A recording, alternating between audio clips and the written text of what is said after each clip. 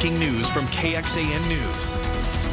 That breaking news this morning, look at this, a home on fire in southeast Austin. This is video of firefighters when they first got to the scene overnight. The fire coming out of the windows and the door. Austin firefighters say the home is destroyed. Firefighters were called out to Bucks Run near East William Cannon Drive and South Pleasant Valley Road. This was around 2:30 this morning. They say the home's owner and his dog were the only ones there at the time of the fire. They were outside when firefighters got there. Firefighters had to help them get out of the backyard because they were surrounded by the fire. And they briefly evacuated some of the neighbors who live there, but they are now back inside. The fire department taking that man to the hospital as a precaution. Investigators don't know where the fire started. They also don't know what started it.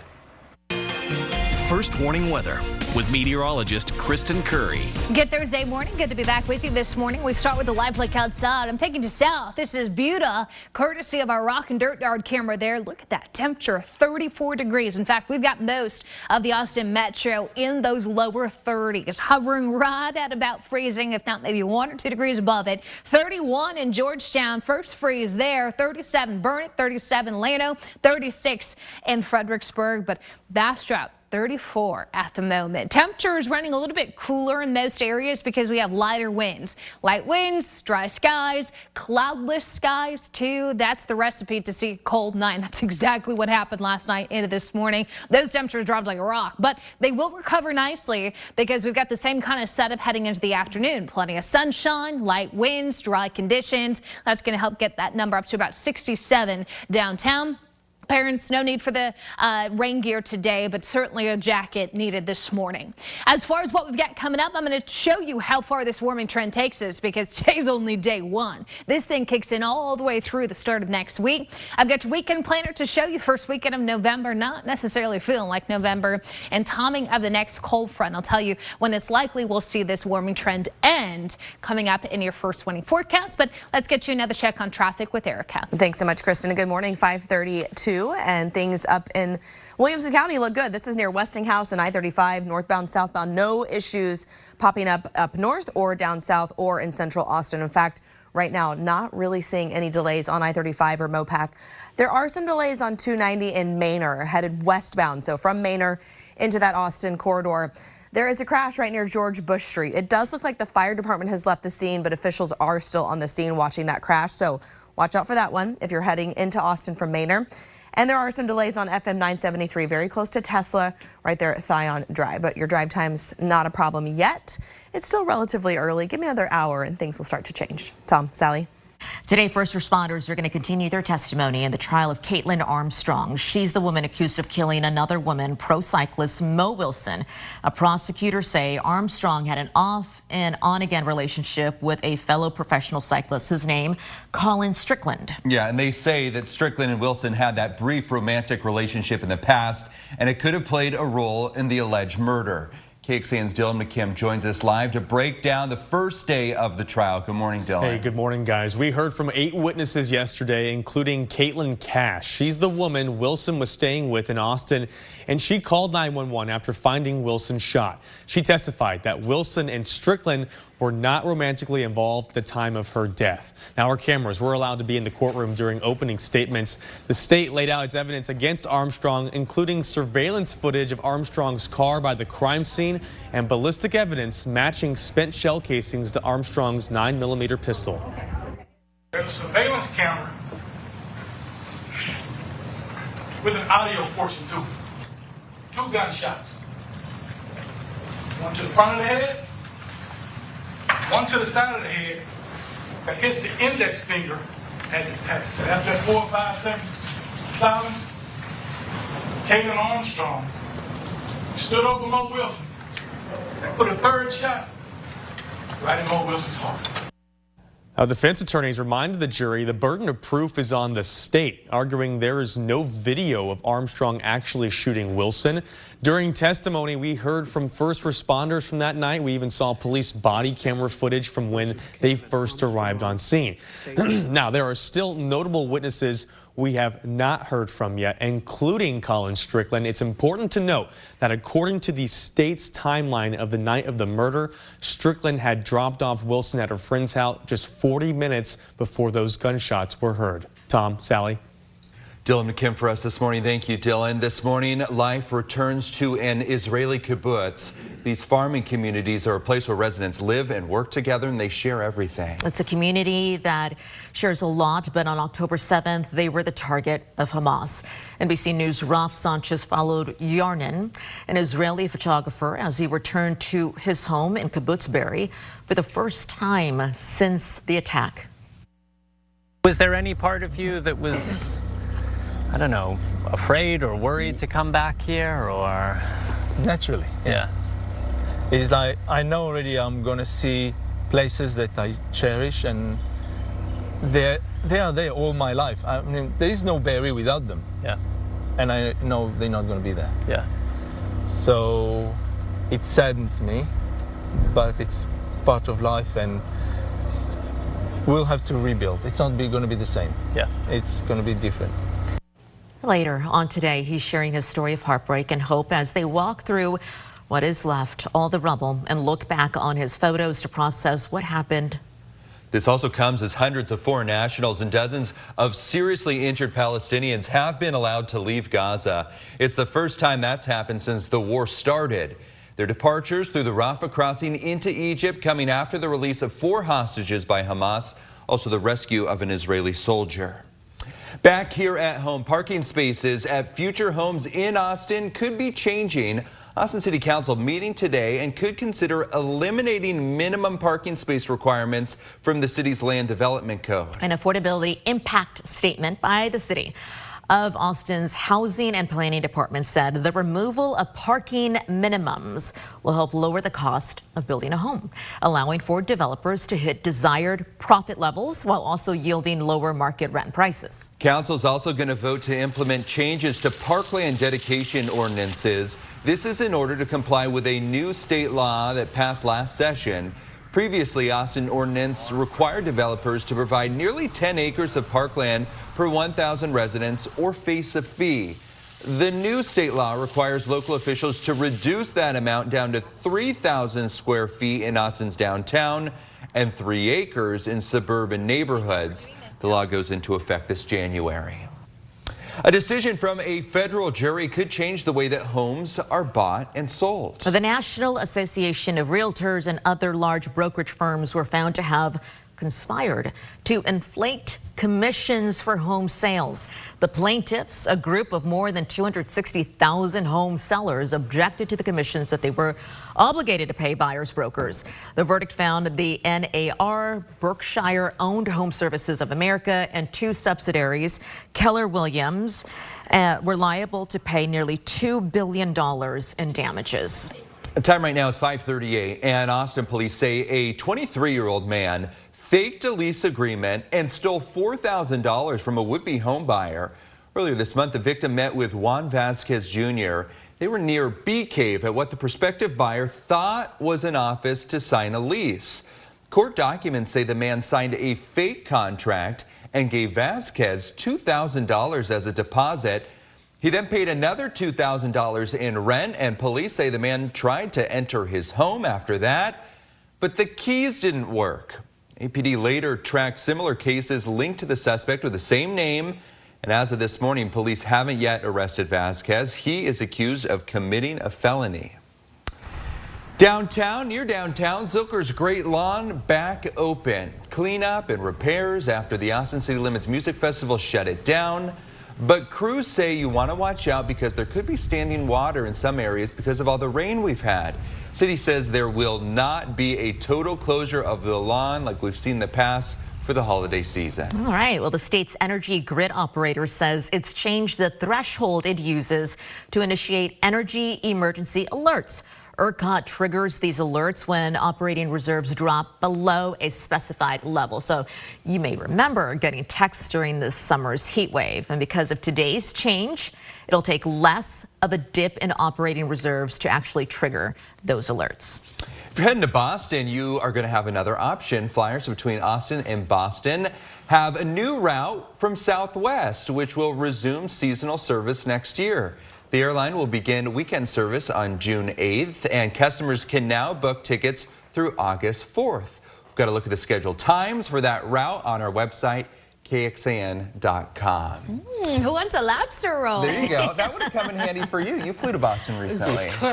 Can I tell you, if you missed it, half the weather team flew to Boston, then we couldn't get back to Austin. It was flight delay after flight delay. So nice to have another option there to the East Coast. Nonstop is nice. Nonstop is so nice. Yeah. It is. It's As the a way to go. frequent flyer, man. When I'm booking, I click like nonstop. Don't even give me the option. Don't even show me a 4-hour layover anywhere. It's not worth it. Let me show you what's going on with the calendar here. I wanted to back up and show you October because we were kind of all over the place, right? We had a few days at normal, but then we went through these wild swings of hotter than normal, then colder than normal, hotter than normal and colder.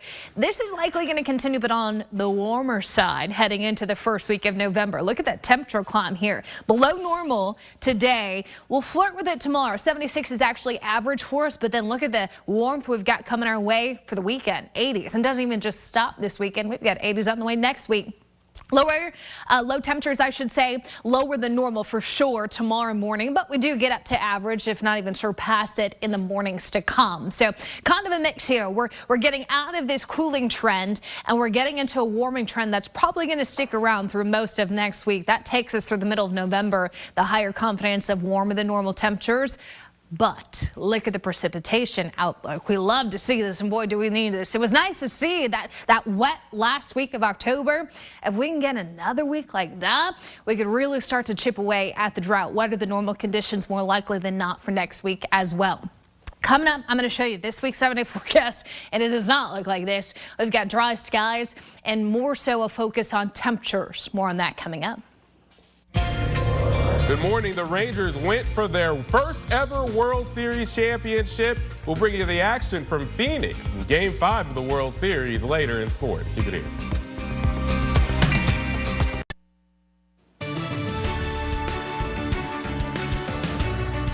Good morning. A live picture this morning over North Austin and Q2 Stadium there in the background.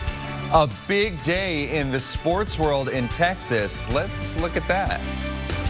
This is KXAN Sports, brought to you by Thomas J. Henry. Good morning. What a turnaround for the Rangers. 6 straight losing seasons. They overcame a rough end of the season, fighting their way into the playoffs as a wild card team, and now they're at the top in year 63. Rangers undefeated on the road heading into Game 5 of the World Series last night.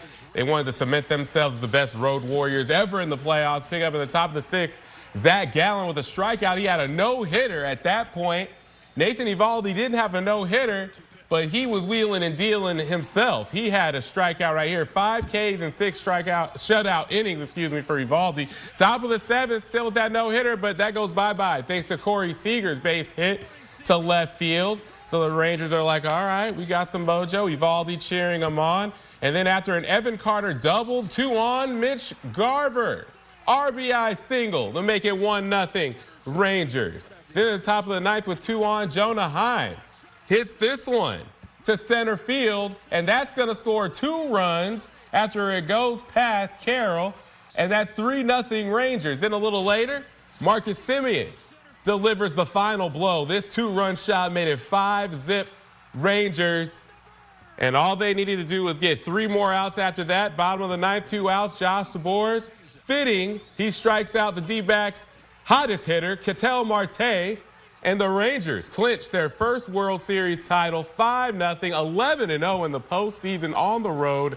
That is a major league record. Bruce Bochy winning a World Series in his first year as the Texas Rangers manager.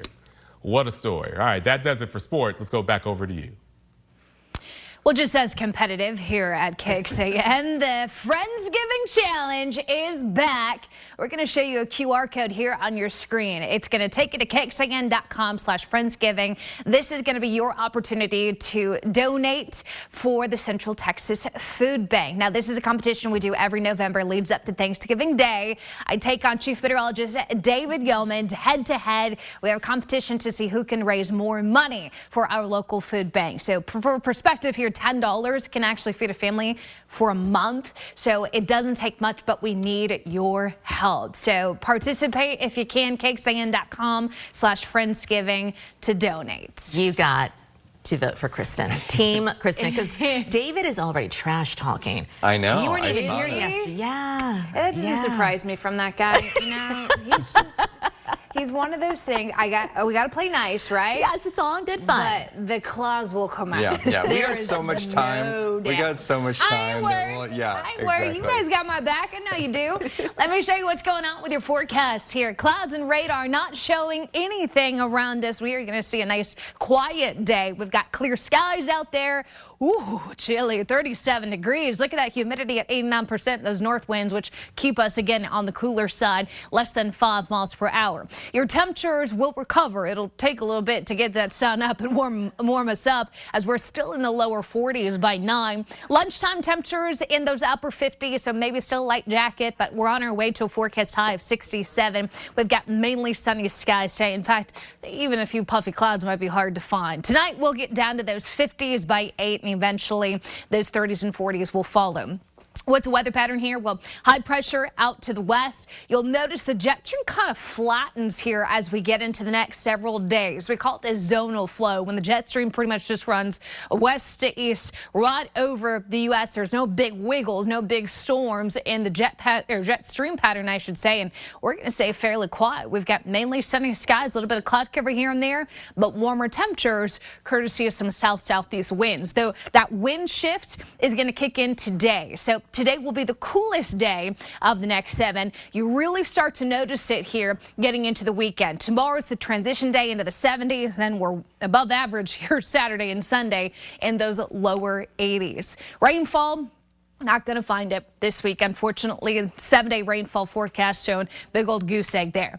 7-day forecast, upper 60s today, down to the 40s tonight. So cold, but not quite as cold as where we've been. 70s for your Friday underneath that mainly sunny sky. Game day looks fantastic. High of 80 there. That is an early kick, so we spend most of the game in the 70s. Don't forget, clock's coming backwards. We love to see it Sunday, getting that extra hour of sleep. And then you'll notice we're going to be flirting with some records here. It looks like Monday, Tuesday, Wednesday with those highs in the mid to upper 80s. Overnight lows getting milder in the 50s and 60s. Timing of next cold front, that looks to be sometime between late next Wednesday into Thursday. So we'll keep you updated as we get closer.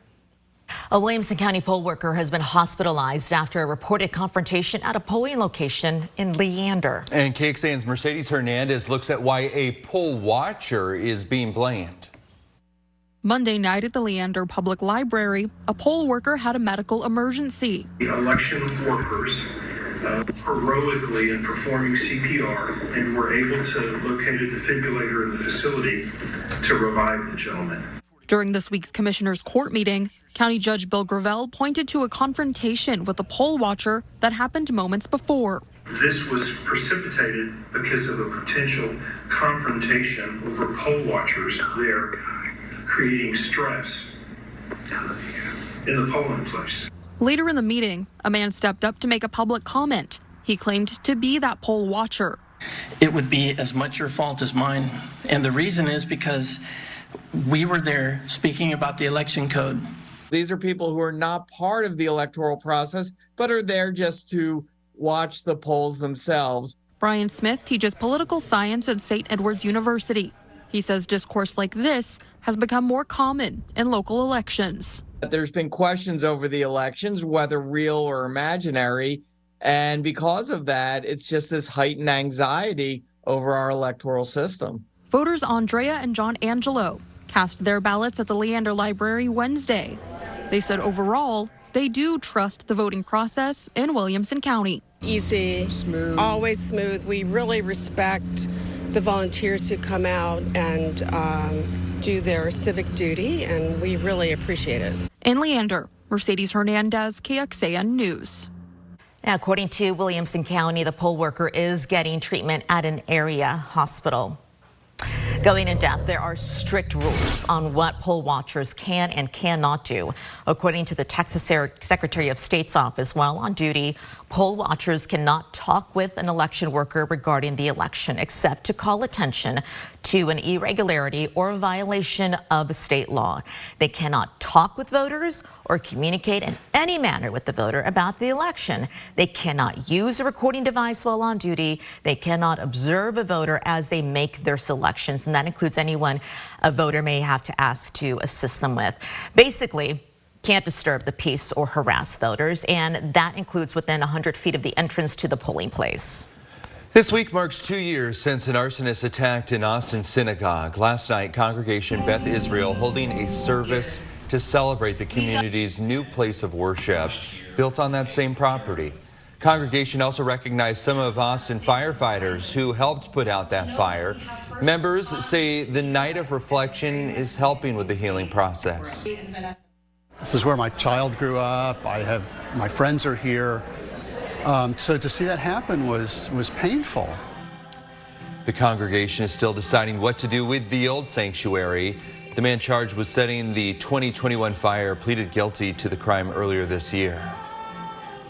Austin just helped move more than 40 people off the streets as part of the ongoing HEAL initiative. It happened after cleaning up camps at Barwood Park and Tom Donovan Nature Trail at Williamson Creek Greenbelt. Those people have now been transferred to the North Bridge and South Bridge shelters and will continue to get help from the city. Since June of 2021, the city has helped move more than 660 people out of high-risk encampments. Major SUV recall to tell you about. Toyota recalling nearly 1.9 million RAV4s over possible fire hazards. Covers certain RAV4s from 2013 through the 2018 model years. Company says it will notify owners by late December. Toyota did not say whether the problem has caused any fires or injuries. The state's first trauma recovery center just opened here in Austin. It aims to give survivors of violence resources to break the cycle. And Jayla Washington shows us how successful centers like this are. 6, 5, 4, 3, 2, 1. Understanding the impact of this moment is easier when you hear stories like Clarence Watson's. I was shot in a drive-by shooting in 1993. I still had a bullet in my shoulder. I've experienced homelessness, and I'm a survivor of sexual assault as a child. All the pain he's had to learn to manage over the years. Because I started to hide in the hurt. Led him to the role he's in today. But the work hasn't stopped. Fighting to bring this trauma recovery center to Austin. If I had access to these resources, the pain I experienced would have ended a long time ago. The new center gives victims of violence access to free services to help them recover. They can get food.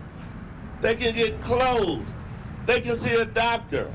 They can get legal assistance. It's a one-stop shop for survivors after traumatic events, meant to also be preventative to help stop cycles of violence. Texas is now just one of 12 states with a center like this one. And facilities like these in other places have shown real results, like more sexual assault survivors seeking medical treatment through trauma centers, more access to mental health services leading to better overall health, and a 41% reduction in homelessness when survivors get trauma care center services. And I can take that information to the legislature potentially and get funding there. There's help out here for you. Jayla Washington, KXAN News.